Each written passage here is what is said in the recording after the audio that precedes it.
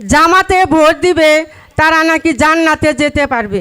আচ্ছা, আমরা মুসলমান, আমি মুসলিম হিসাবে ইসলামকে সম্মান করি, কোরআন সম্মান করি, নামাজ পড়ি, এটা আমার ঠিক আছে। কিন্তু এখন এর সাথে আমি যদি এগুলো না করে যদি একটা অন্যায় কাজ করি বা অন্য একটা খারাপ কাজে লিপ্ত হই, তাহলে কি আমি জামাতে ভোট দিলে কি জান্নাত পাবো? এইটা যদি মুসলমানের ক্ষেত্রে হয়, নামাজ রোজার ক্ষেত্রে, তাহলে হিন্দু মা বোনেরা ভাইয়েরা কি করবে? ওনারা তো মুসলমানরা, তাহলে ওনারা কি স্বর্গে যেতে পারবে? সাপোজ আমার একটা ভাই, অন্য কেউ কিছু মনে করবেন না, এটা বাস্তব কথা বলতেছি, চারিপাশে পরিপ্রেক্ষিতে যে অবস্থা সেইখান থেকে।